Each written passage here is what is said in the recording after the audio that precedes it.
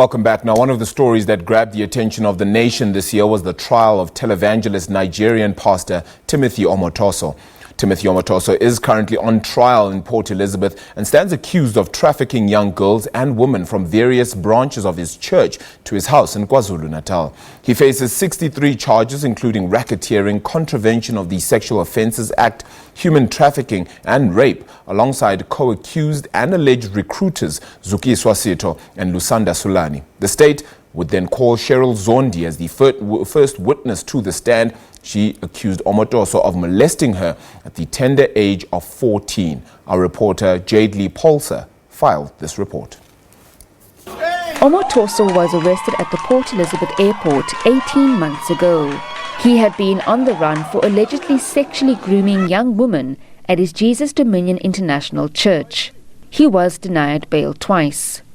The state alleges Omotoso's co-accused, Zukiswa Sitho, Lusanda Sulani, were Omotoso's henchwomen who recruited girls at church crusades across the country. Some of the girls were as young as 13 years old. Cheryl Zondi, the first witness, gave a harrowing testimony.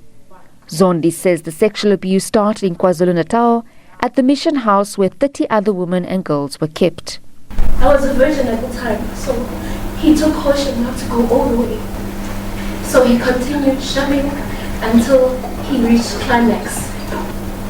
When he was done, he told me to go to the bathroom and wipe myself off. So I went and wiped myself off with the toilet. She says the women who lived in the house had to shower 3 to 4 times a day, received only 1 meal per day, and were allowed 5 hours of sleep. He was having the time of his life, laughing while he was doing this. I was in such shock. I just lay there paralyzed. But it was the manner in which defense advocate Peter Doberman cross-examined Zondi that caught the attention of the nation. Doberman came under fire from various groups for his style of cross-examination.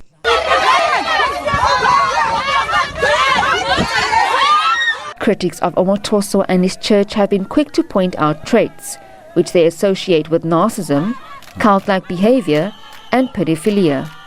In contrast, members of his church support him. My life changed because of the things that I've seen happening inside the church. And that stole my heart. And I've been a churchgoer before, but the way I felt and the way of understanding if the word of God and the way Reverend Tim Omotoso has been good to me, not only by the words of wisdom that comes out of that mouth. I felt like being at school, and it helped me a lot. I've gained a lot in that place. The first time I met Tim Omotoso, I met him in prison. I was serving a sentence as a detainee, but I was working at the visit. We usually discuss about him on the cell.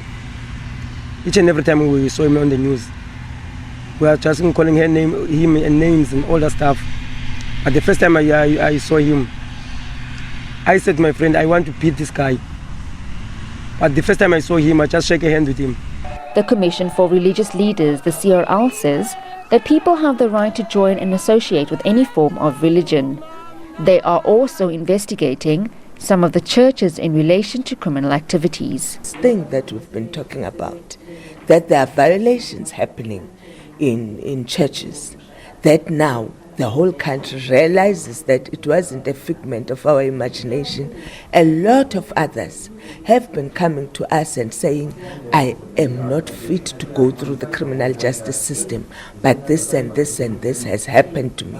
We've had to call in psychologists to assist those other people. Civic organizations and political parties continue to support witnesses. But we cannot allow a situation like this that's happening outside here, where ladies are screaming Omotoso's name, others are on their knees crying out and screaming as if this guy has really brainwashed them.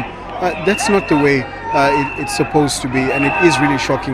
But I do believe that justice will be served. The public outcry forced the temporary shutdown of the JDI Church in Nelson Mandela Bay. Congregants are despondent. They say they have a right to worship in terms of Section 15 and 18 of the Constitution, and this right has been taken away. For me to change my life or for me to go to church, it's my right. Actually, I don't fear no one. I'm not scared for anybody. No, I'm not fighting anyone for that case. It's in me to go to church. It's my lifestyle to change and transform my life, to leave the bad ways I used to do and the bad things I used to do. Omotoso's defense team resorted to asking Judge Mandela Makahula to recuse himself from the trial. Senior counsel Terry Price told Judge Mandela Makahula that although he did not believe the judge was biased, there were elements where he lacked impartiality. If the judge has to recuse himself, that'll be the end of these proceedings. But you can rest assured they'll re-prosecute somewhere else some other time. The Supreme Court of Appeal in Bloemfontein dismissed the application, saying there was no prospect of success. As we said before, there was no need for them to do that, but it is their right legally to do it. We were not worried about it because we had a strong feeling that this is just a waste of time, as we said before. Well, for us, we feel vindicated, and we are ready to rumble, as we said a long time ago, and we are still here saying the same thing. Timothy Omotoso will spend his second Christmas behind bars. His defense team is now looking to the Concourt. The trial will resume next year on the 4th of February. I'm Jayed-Leigh Paulse for SABC News in Port Elizabeth.